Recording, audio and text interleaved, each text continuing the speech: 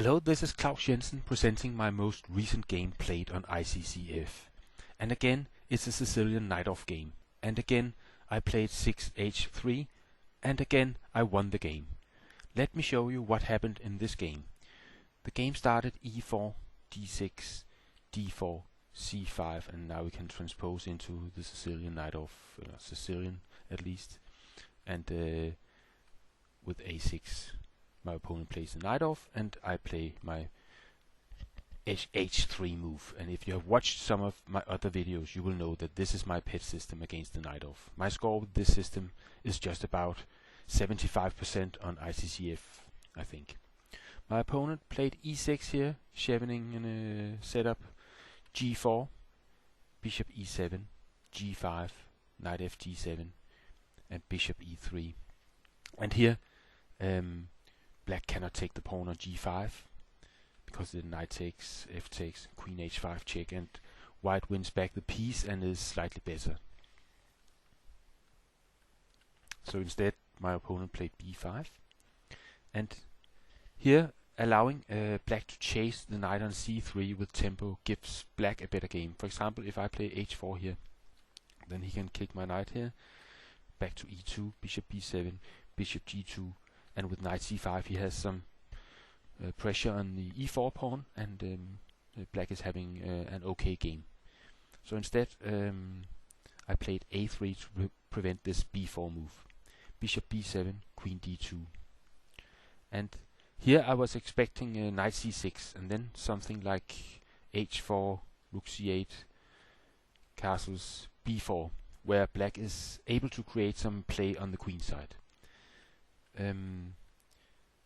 Another move could be castling, but this is probably too dangerous for black to castle into problems here. But in the game, my opponent played knight b6. I castled queenside, and now knight c6 doesn't work because knight takes, bishop takes, queen d4 with a double threat on b6 and g7. So knight has to go to d7, h4, rook c8. And it's the typical Keras attack setup here. White has grabbed some early initiative by pushing the g-pawn. Black avoids castling into problems. But with the next move, the game becomes razor sharp and double-edged anyway, because now comes h5. And perhaps black should here break in the center d5, which is often the best reaction to a flank attack.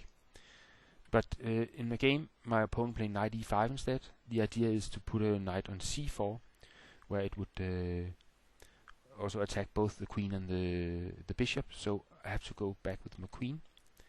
And again here, d5 was clearly an alternative for black, I would say. But he played queen c7. And now comes an interesting move, because you could play rook g1 here, but it's actually much better to play rook h3, because compared to rook g1, now the rook has the option of going to f3, which in fact shows to be quite important in this game. Knight e to c4, and this position was already reached a few times on ICCF.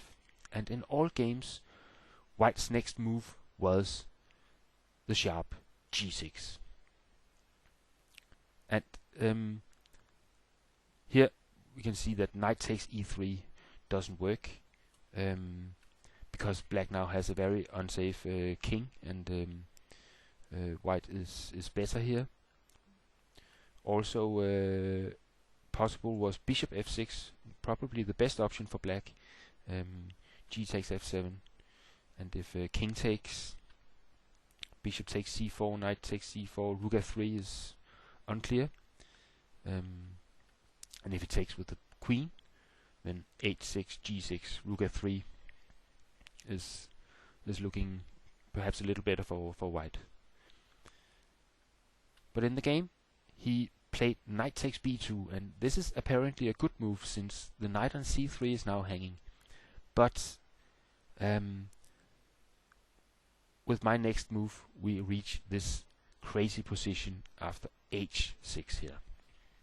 And it's very complicated stuff, and a lot of lines in the next phase of the game here.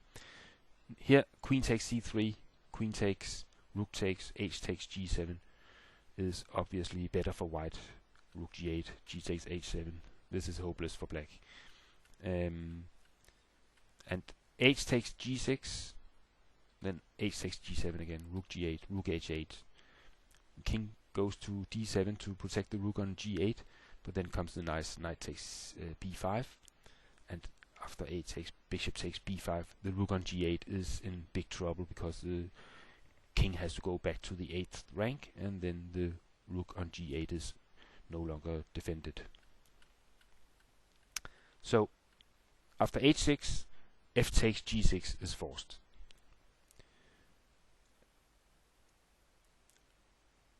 Then came h takes g7, rook g8, and again this knight sack on b5, you could say, but the black knight is also hanging, so it's actually not a sack, it's just an exchange of pawns. And here if a takes, bishop takes, knight d7, king takes, bishop f6 is quite interesting, and perhaps better for black than in the actual game, but I'm not quite sure. It's all very complicated stuff. Queen c5 was played instead. I took the knight on b5. He took the knight. I went for this check. He went king f7. Rook f3 check and bishop f6. And now black threats queen takes c2 because the knight on d4 is pinned to the king, and therefore not protecting c2 at the moment. So c4, and it is a very interesting position with a lot of tactical possibilities. For example, here bishop takes e4 from black, then bishop g5, and with the threat on f6, the bishop is threatened on e4, and it could seem logical to try bishop f5 to remove the threatened bishop and also unpinning the bishop on f6, but this would fail to the beautiful queen takes e6 check. After bishop takes, rook takes f6 check, and then if king e7 here, then there's a beautiful checkmate, rook f5. Look at those white bishops dominating the black king, checkmate. And if instead king takes g7 here, then of course there's a knight fork here, and black is losing the queen and is a couple of pieces down. So that was if black played bishop takes e4. If he tries king takes g7 to get rid of this annoying pawn on g7, then comes rook takes f6, king takes, knight f5, and now the black queen is in trouble. If he goes queen c7, then there's trouble along the dark diagonal towards the black king, and something like this, leading to a quick checkmate because black is very weak on the dark squares around the king. And if instead after knight f5 here he goes queen e5 check, then bishop d4, pinning the queen to the king. So king takes g7 doesn't work, and in the game my opponent played queen e5, adding more pressure along the diagonal, but also making the black queen a little vulnerable in the middle of the board, easy to attack. But king b3 to defend the c4 pawn, and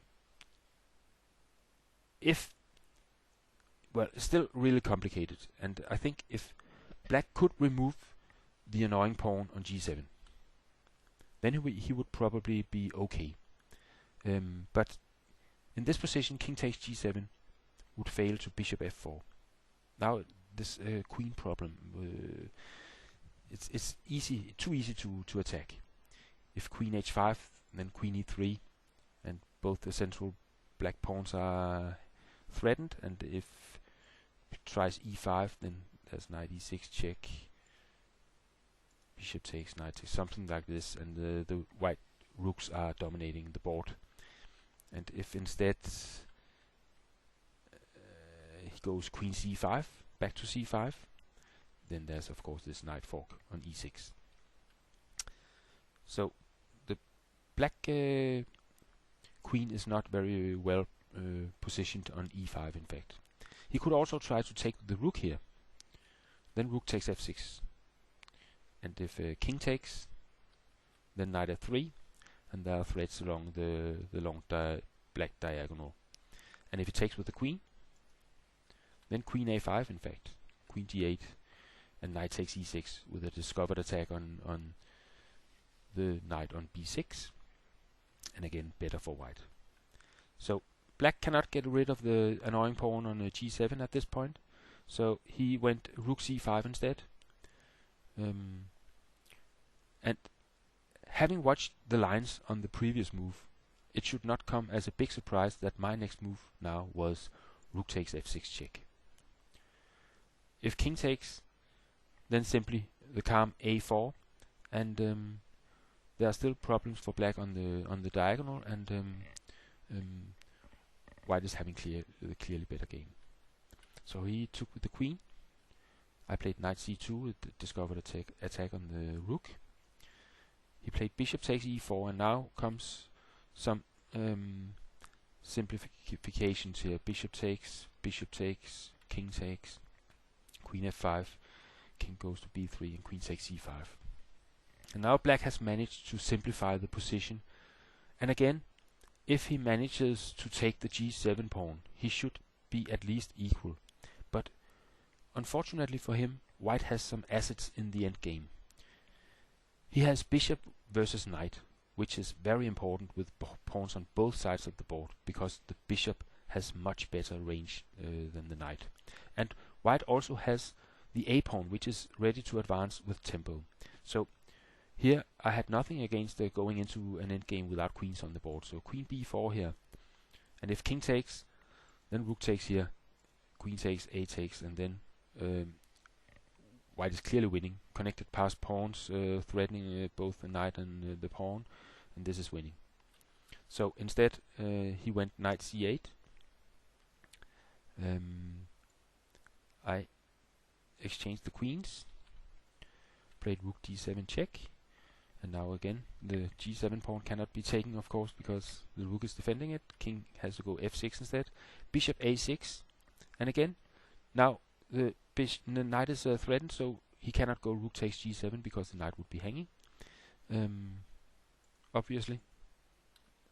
So e5 came, bishop b7, controlling the long diagonal, and if he tries to advance his h-pawn, the bishop has control of the conversion square here on h1, and at the same time still attacking the knight on a8, so black cannot go rook takes g7. So the white bishop is really dominating the board at this point. h5, a4, h4, a5, h3, king a4, and h2. And black is simply lost, because he cannot support his h-pawn, because his rook is limited in movement because of the annoying pawn on g7, which actually turns out to be one of the decisive factors in the game. The other decisive factor in this endgame is, of course, the dominating white bishop. So my opponent played a few more moves before resigning the game. Bishop g2 came, e4, bishop takes e4, and here he resigned the game.